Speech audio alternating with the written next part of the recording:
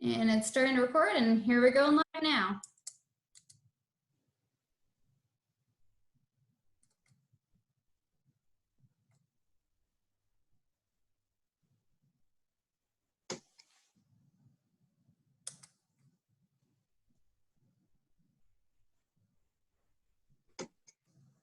All right, we're welcoming everyone. We'll get started in just a few minutes. We have almost about half of the people who signed up are already here with us. So I guess we'll give everyone just another minute to log in, and then we'll get started. Great, thank you.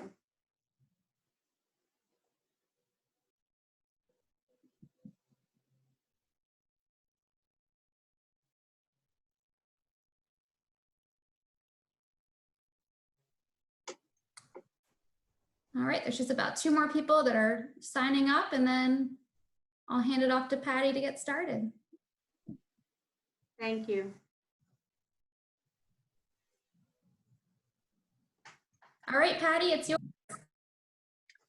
Thank you, Heather, and thanks for everyone for joining us today. It's a real pleasure to engage in this fireside chat, even though it's a little warmer out there for a fire right now, but Joan is in front of the fireplace anyway to set the tone. So thanks very much for joining us all. I'd like to introduce you to the folks that are going to be participating this afternoon. We've had about 35 people sign up, which is a wonderful event, so thank you. Obviously, you know Joan Mummert, who is our president and CEO, Richard Randall, who's the vice chair of the board of directors, myself, who chairs the board of directors, and doing our technical work today is Heather Mandeville, who is our vice president for advancements. So we'll be the participants, and we'll share in the question and answer. And having said that, there is an opportunity if you go to the appropriate box and put in a question. Heather will be monitoring those and pass them on to us. So if there is going to be a time for a Q&A at the end, we hope that you'll be able to then ask some questions about our status. So the plan for today is to really run through a number of situations that have taken place, particularly because of the COVID-19 pandemic, just to let you know where we are and what our plans have been and will be for the future. So with that said, I think we can pass it on to Rich. Okay.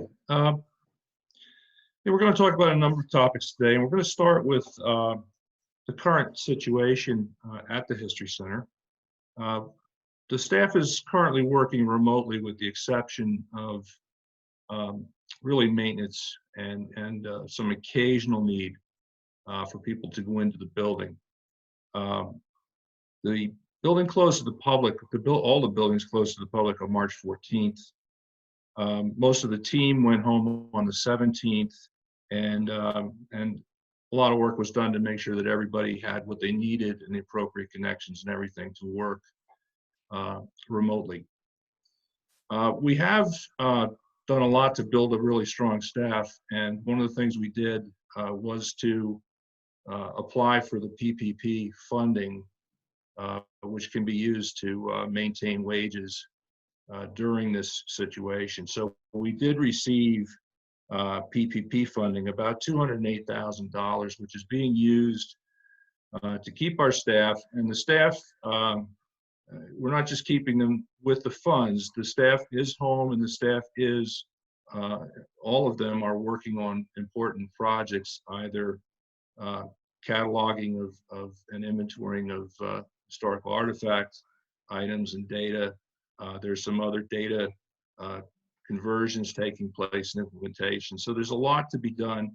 People might be working a little bit out of their normal job, but everybody's fully engaged. And there's quite a bit of work going on in virtual programming. So if we could go to the next slide. We have built a virtual museum, both for children and for adults. And the way you access that is you go to the History Center homepage. And if you click on museums, you'll see the pull down that's depicted here, where it says York History at Home. And then below that, it says York History at Home for Kids. So those are the two virtual museums. And they have virtual tours. For example, there's a tour of the Agricultural and Industrial Museum. There's a tour of the Colonial Complex. There's information on the famous York Plan from World War II, the York murals, and also there's some Lewis Miller virtual art exhibits. There are webinars that have been recorded by some of the folks at the library and archives, and also some guests.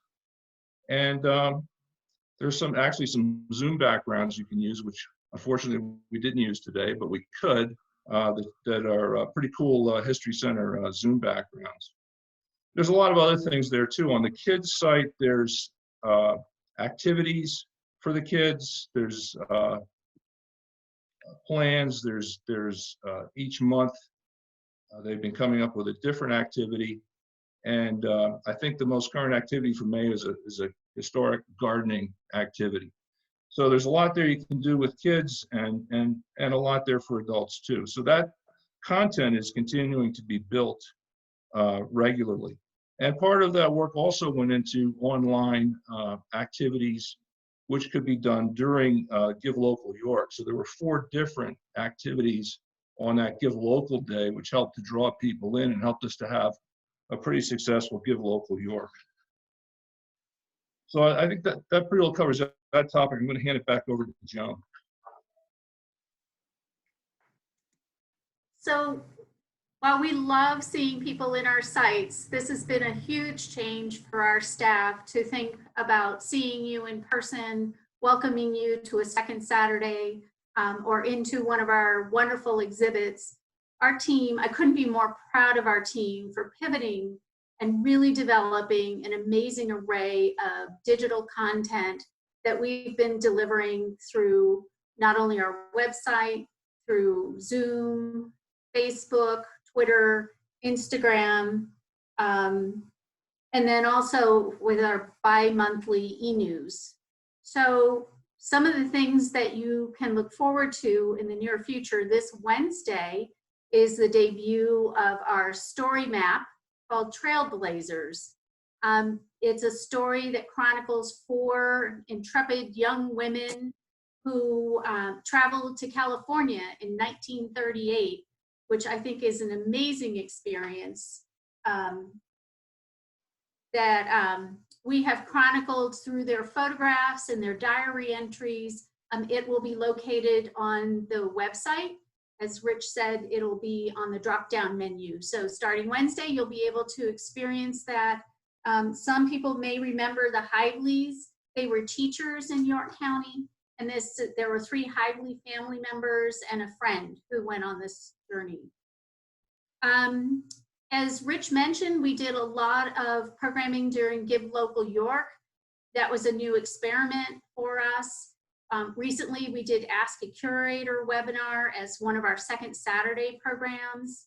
We've done a ton of social media outreach, so look on our Facebook pages if you're there. We recognize that not everybody is on social media, so we are going to start putting some of that content in the e-blasts that we send out to the community every other week so that you won't miss out. As we continue this work, we will continue to put more digital information out, and we will continue partnerships.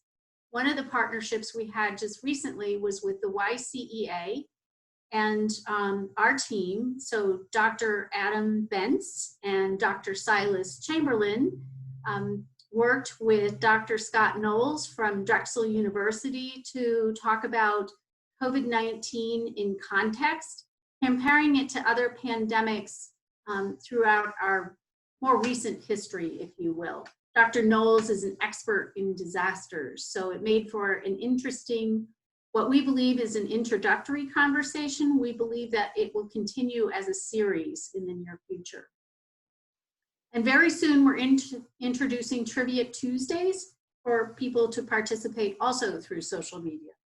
So if you are on social media, Instagram, Twitter, or Facebook, please look for that as well. So So for right now, that's really what we've done in this interim time period. And now that the county is going to yellow, I'm going to turn it back over to Rich. Or no, I'm going to talk a little bit about our next phases. So Friday, the county turns to yellow. We believe that we can start working behind the scenes intermittently, although we're encouraged to stay at home.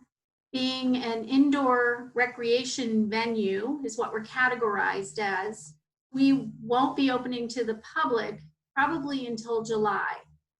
This interim phase, this yellow phase, gives us the opportunity to really walk through each of our buildings and help our staff, our volunteers, and our members and community become, get prepared for folks coming into the buildings, helping them feel safe.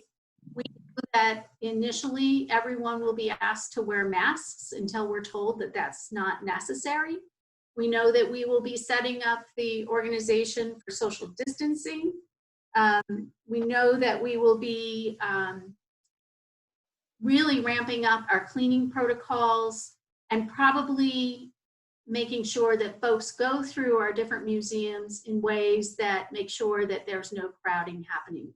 So we continue to plan for those activities. On the program side, in the interim, we will make sure that all of our programs all through the fall, you can be either on site or online so that you don't miss out on anything that we have to offer in the near future. Rich, can I hand it back to you? Sure. Can we move to the next slide? Uh-oh. Oops, hang on.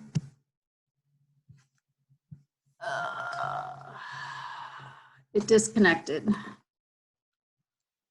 All right, well, I can just talk to it while you go there.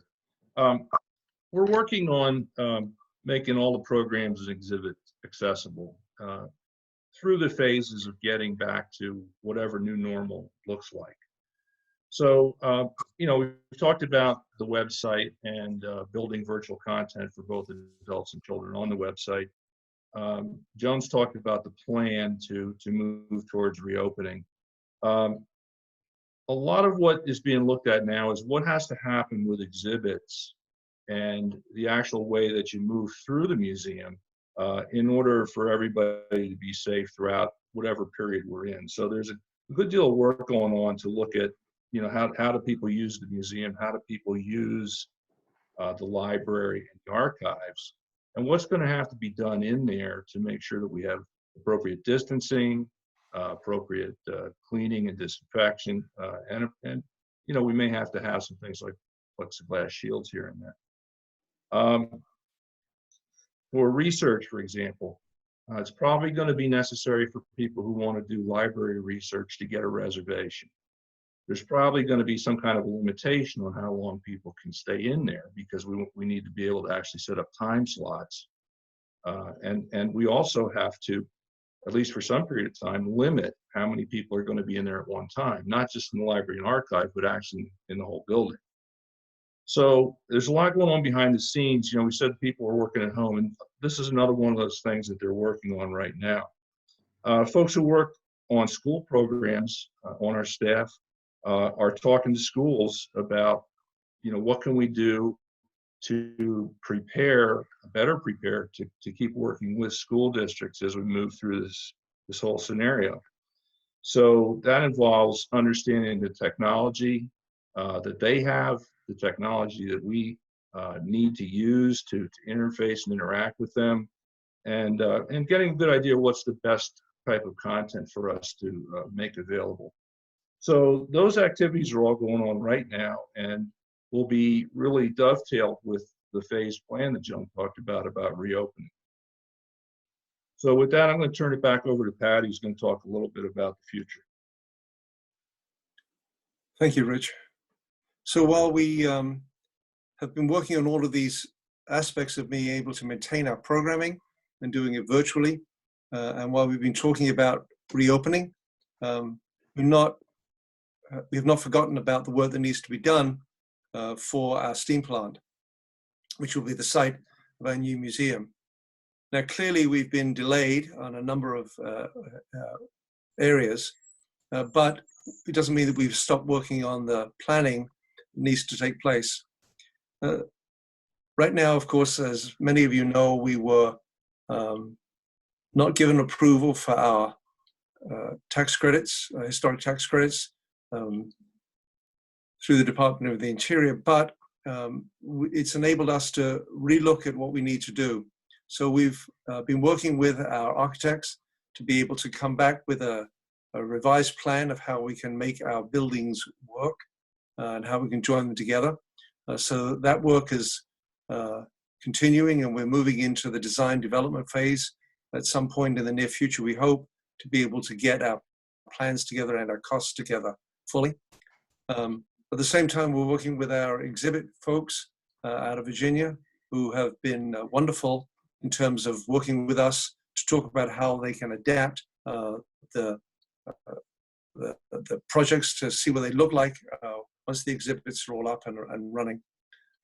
We need to do a lot more work as well with other parts of the steam plant and our planning. And so all of that is continued to be done.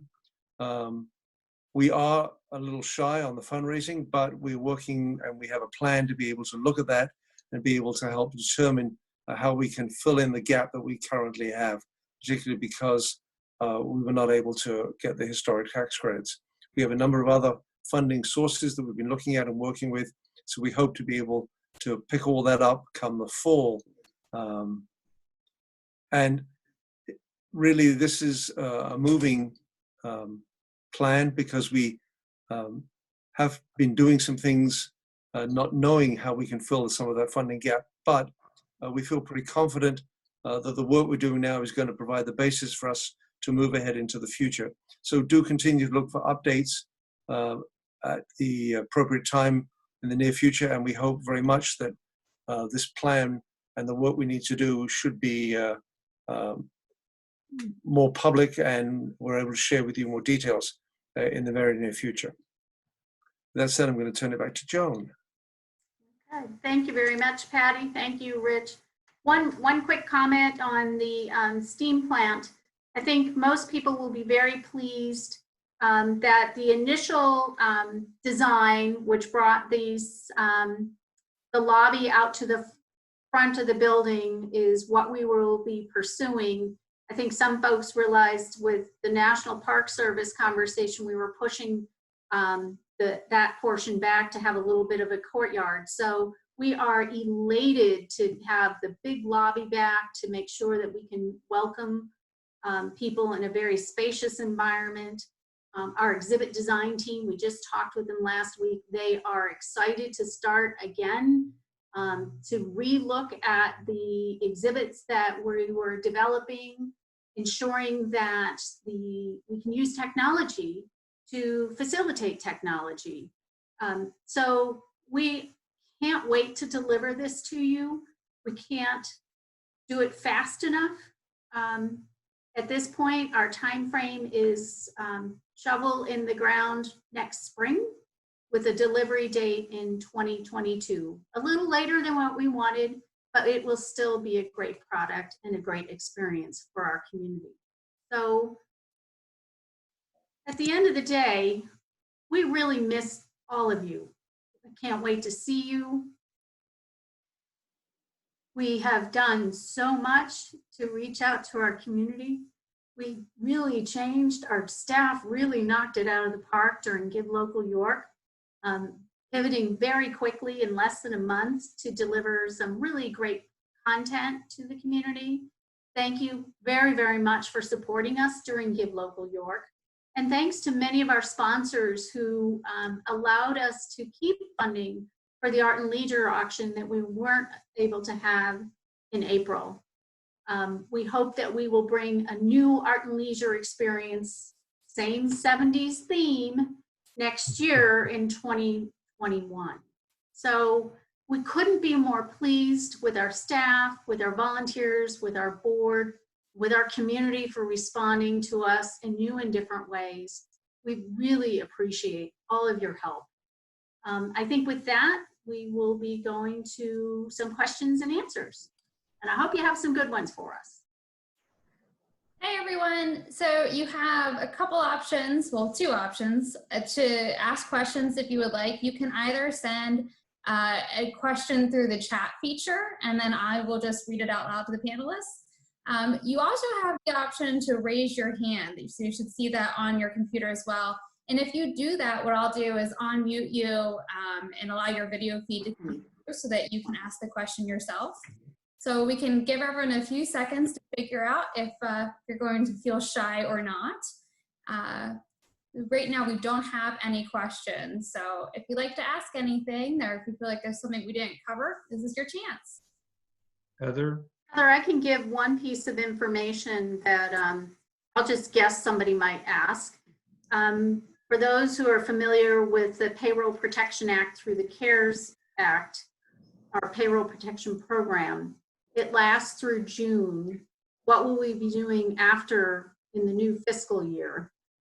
I'm pleased to say that the National Endowment for the Humanities came out with a grant. They too received CARES funding for museums. Heather and our senior leadership team pulled together a sizable grant that we've submitted, and if I understand correctly, that could help augment some of our salaries through December, and I believe it was about $74,000 that we applied for. So kudos to Heather and the team. Oh, I do believe we have one question. All right, we have a question from Jean Burke wondering, are you planning to continue the second Saturday online? We are. One of the things that we have started to invest in more heavily is our technology so that we can continue providing online programming. Second Saturday would be online. Civil War Roundtable, we're talking to their leadership because they're a partner program. We would probably have them going online as well. We're talking to our All Vets partners to see if they would consider also going online, as well as the summer concert series with the Tannenberg organ. So look for a lot more digital activity online. All right. Heather, can I just make a comment? I want to echo what was said a little earlier. I really want to, on behalf of the Board of Directors, thank Joan and all her staff at every level for their wonderful ability to pivot quickly and to make some real adjustments at short notice and be able to provide the level of programming, the quality of programming that we've been seeing. And so I think we can all be very proud of the work that our staff have done for the York County History Center. For that, certainly on behalf of the Board of Directors, we're very, very grateful. Thank you so much, Patty. All right. We're getting some applause here from our attendees, thanking us for all of our hard work. So thank you, Chad and Debbie. All right, well, without no other questions, I guess we can conclude for the day. I'll make one quick comment in thanking our board for their tremendous support. They have been behind us through all of these changes and encouraging us to think differently, function differently. It's been a great experience all the way around. So thank you all very, very much, and we can't wait to see you again. Thanks so very much for joining us. We really appreciate the time that you've been able to give today. On behalf of the York County History Center, we hope that we'll see you again, as Joan said, very, very soon. Thanks for joining us. Thanks, everyone. Everyone.